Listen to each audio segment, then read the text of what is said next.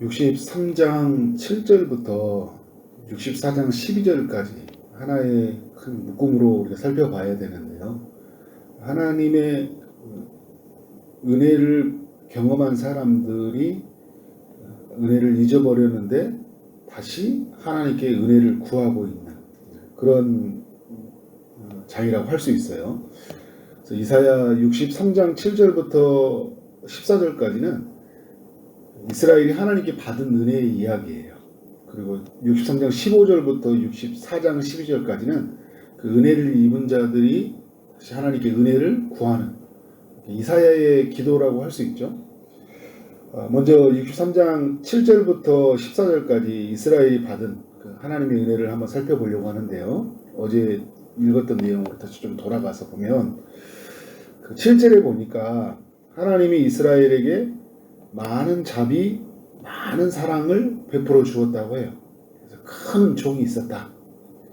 8절에는 하나님이 이스라엘을 향해 나의 백성이라고 하고 거짓을 행하지 아니하는 자녀, 구원자가 되셨다고 합니다.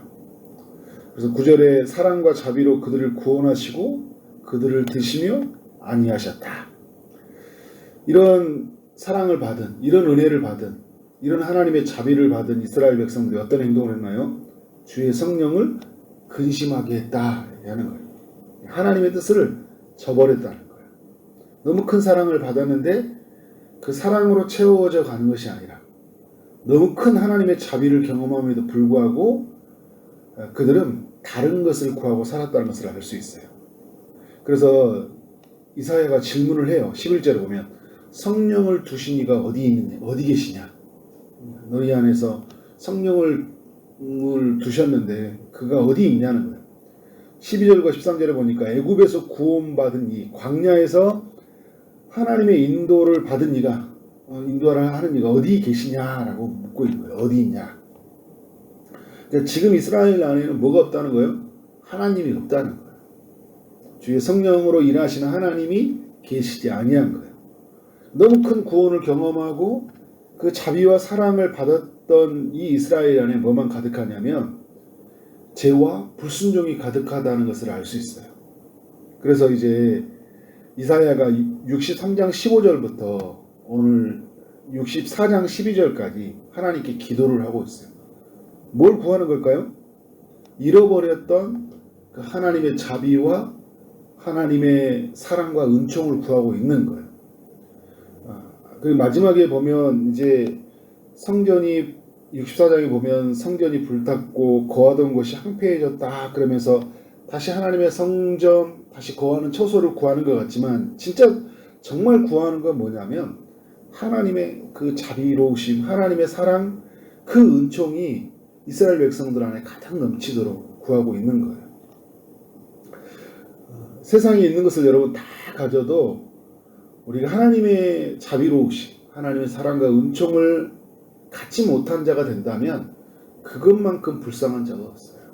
근데 사람들은 뭘 가지려고 해요? 하나님의 자비, 사랑 그런 거에 별로 관심이 없어요. 그것이 내게 머물러 있지 않는 것에 대해서 그렇게 마음에 갈급함이 없는 것을 보게 돼요.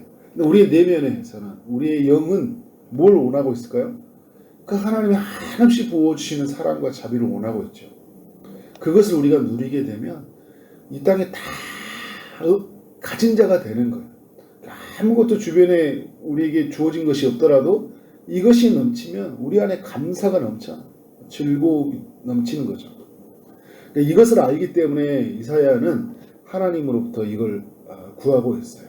그래서 63장 15절에 보면 이사야가 하늘을 향해서 어떤 기도를 하고 있는가요? 하늘에서 굽어 살펴주옵소서.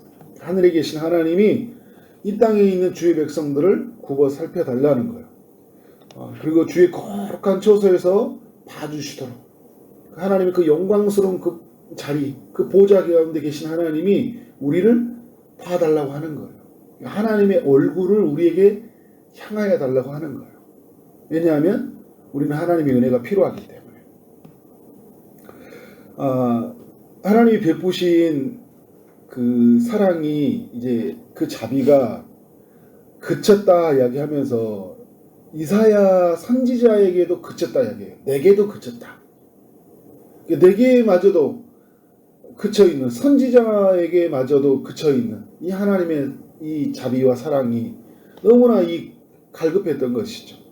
그래서 이 63장 15절에 보면 이사야가 뭐라고 하냐면 하나님을 향해 주여라고 외치고 있어요. 그리고 16절에서는 우리의 아버지, 또 우리 구속자, 17절에는 여호와여. 오늘 이제 64장에서도 이런 표현들이 나오거든요. 그래서 우리는 주의 백성, 여호와, 주여, 계속 모든 단어들을 가지고 와서 어떻게 하고 있는 거예요? 하나님께 은혜를 구하고 있는 것이죠. 오늘 64장의 시작을 보면 1절부터 22절, 3절까지 이사야가 갈망하고 있는 거예요. 어떤 걸 갈망하고 있을까요?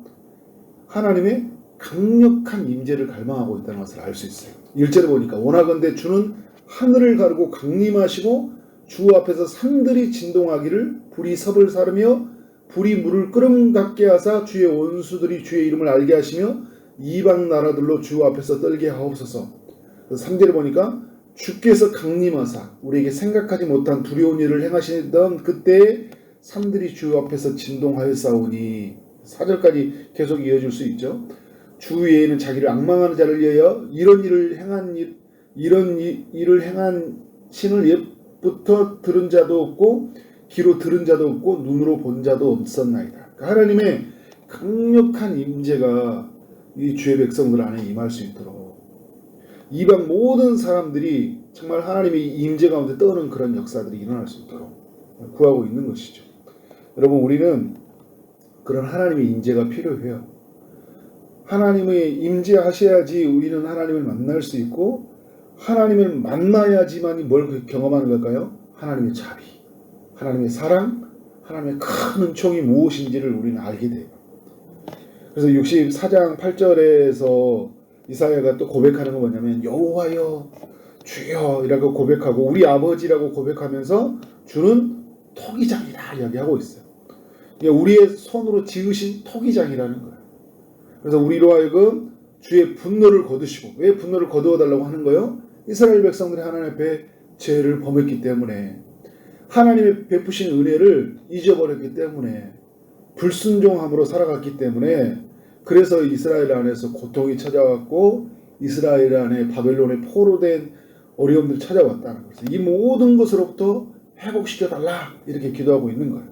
그래서 9절에 보니까 죄악에서 건져주시도록 기도하고 있죠.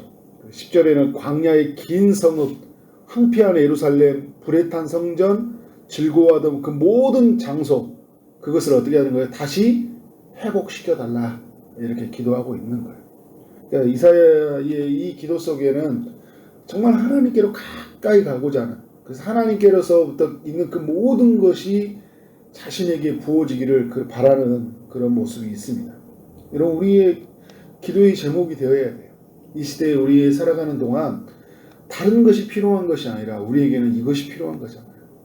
하나님이 임재하셔서 하나님 그 한없이 부어오시는 하나님의 사랑들, 그 자비로우심이 우리 안에 넘치도록.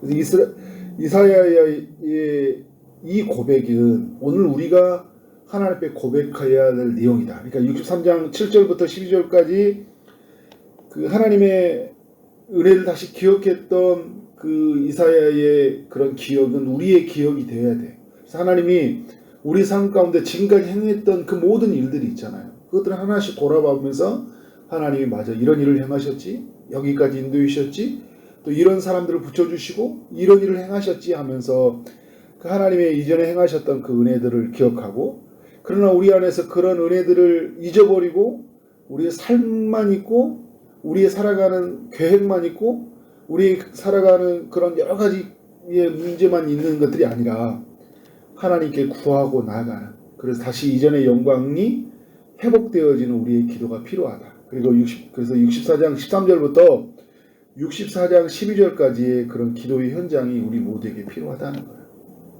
많은 사람들이 이런 은혜를 구하고 살고 있지 않아요.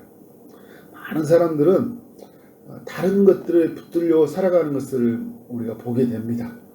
그래서 오늘 우리 하나님의 사람들 안에서 이런 은혜를 날마다 구하는 이야기가 있기를 원합니다. 그래서 주님이 강력한 임재가 우리 안에서 머물게 하심으로 말미암아 이 세상에서 줄 수 없는 그런 하나님의 자비로우심, 하나님의 은혜로우심, 하나님의 사랑으로 충만하게 살아가는 여러분 되어지기를 주님의 이름으로 축원합니다. 아멘. 기도하도록 하겠습니다. 하나님 아버지, 오늘도 우리 모두에게 말씀하여 오시니 감사합니다. 63장 7절부터 64장 12절까지 이야기가 우리의 이야기가 되게 하여 주옵소서. 우리에게 주셨던 하나님의 한없이 큰 은혜의 사랑들을 기억하게 하시고 그 자비로우심을 기억하게 하시고 그래서 큰 은총 안에 머물며 살아가는 우리의 삶이 되도록 인도하여 주옵소서. 우리가 그 무엇보다 하나님의 그 이전에 주셨던 그 하나님의 사랑들을 더욱 간절히 부어주기를 갈망하며 나아갑니다. 주님 하나님 믿음의 백성들에게 주의 성령으로 임재하셔서 그 모든 것으로부터 우리가 누리게 하시고 그 모든 것으로 회복되어져 나갈 수 있도록 역사하여 주옵소서. 우리의 모든 죄악을 용서하시고 정말 하나님의 주신 그 영광으로 충만한 주의 백성들 되게 하여 주옵소서. 오늘도 주의 은총을 기다리는 이들이 있습니다. 육체의 아픔 중에 있는 이들에게 찾아가셔서 치료의 광선을 비춰주시고 고쳐 주옵소서. 취업을 준비하는 이들에게 마땅한 일터를 허락하시고 결혼을 준비하는 이들에게 귀한 하나님 배우자를 허락하시며 또 임신을 준비하는 이들에게 태문을 여셔서 생명이 잉태되는 역사를 경험토록 역사하여 주옵소서. 하나님 오늘 하루 만나는 모든 사람들에게 주님의 사랑이 흘러가도록 인도하여 주옵소서. 우리에게 주어진 일 최선을 다해 일하게 하시고 그래서 하나님께 영광이 우리 모두에게는 큰 기쁨이 되는 하루 되게 하여 주옵소서. 예수 그리스도의 이름으로 기도를 쌓옵나이다. 아멘.